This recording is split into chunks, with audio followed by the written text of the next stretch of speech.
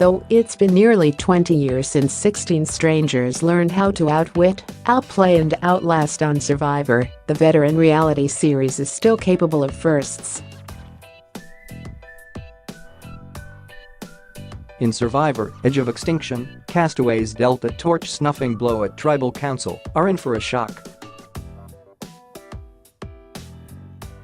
During the usual walk of shame, they'll be presented with the option of either continuing to play the game in a desolate location called Extinction Island or end their experience. If they choose option A, they'll have almost nil in the way of food and shelter and no idea of when and how they can rejoin the fun and vie for the $1 million. If they think conditions are too difficult, they can literally raise the white flag. It's going to be hard for them, longtime host and Survivor executive producer promises us. To add an extra wrinkle, 4 returnees are in the mix: Survivor, Kaoh Rong, Survivor, Game Changers, Survivors, Millennials vs.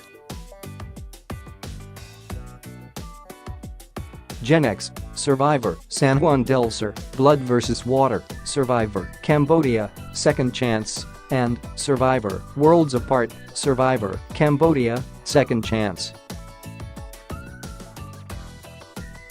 On the first day of shooting Survivor, Edge of Extinction in the sun-drenched Fiji's Mamanuca Islands,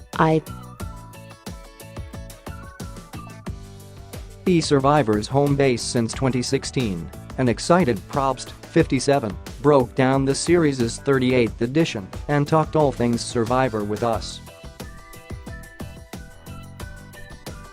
Read the interview below, and for even more, pick up the new issue of Us Weekly on stands now. When you get voted off tribal council, you will follow a path like you always do, but at a certain point, you're going to turn a corner, and the darkness will go away. It will be replaced by a lighted torch and a sign. The person is going to be in shock. The signpost will read, "You have a decision to make. If you don't want to play anymore, follow this path and the game will end." The other sign is, "If you want another chance to get back in the game, take this torch and get on the boat." So, all they know is they have a chance to get back in the game. JP, the sign is a bit of a trap because it doesn't reveal how difficult the conditions are going to be. Even something like a handful of rice, you have to find the rice and then do a little work to get the rice. That will be the only rice that you get. There won't be a tin where you can eat as much as you want. Here's your rations, see you tomorrow. If you want it, you'll stay. JP, I'm a fan of the losers bracket. I like the second chance. I like the underdog. I like telling the winner, "If you're so good, beat me again." It's not a right or wrong. I totally respect people thinking this breaks the rules, I just don't agree. The idea is to try to go deeper with the show. I'm curious why people are playing Survivor.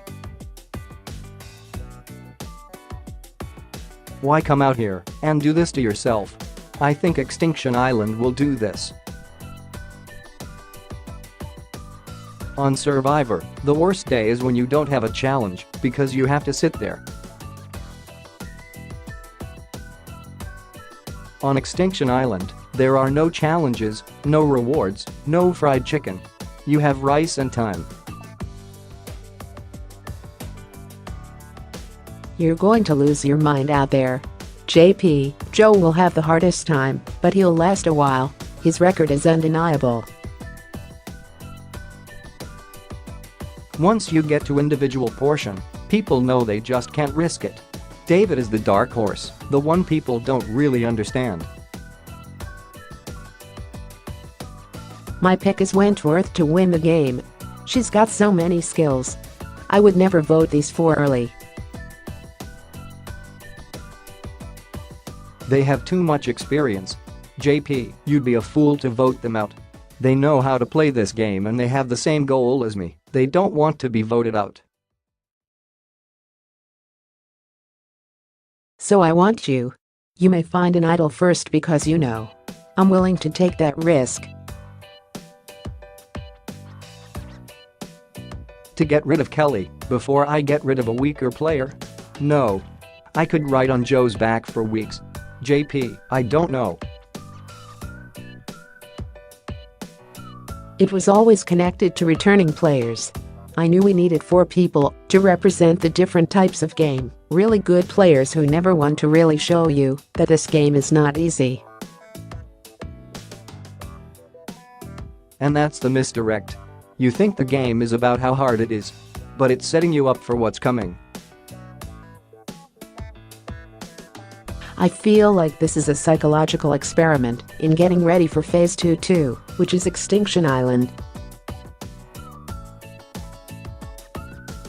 This could all be a bunch of gobbledygook too.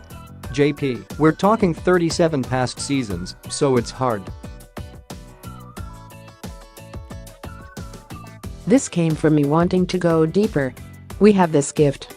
We have advantages and idols, which is cool. But I have a motivation. Why are you out here? If you really want this, how far would you go? Would you go and live on an island by yourself? And if so, what would you discover? I've been taught to trust my instincts. This is the riskiest island we've done. Ghost Island was guaranteed, whether you liked it or not. There was an action. This is a choice. If nobody goes, it will be a very weird season. But I'm hopeful somebody does. JP, I'm still so into it. It does surprise me sometimes. I'm almost 20 years into it, and yet, this morning, I found myself going, I'm curious. I want to see you guys play.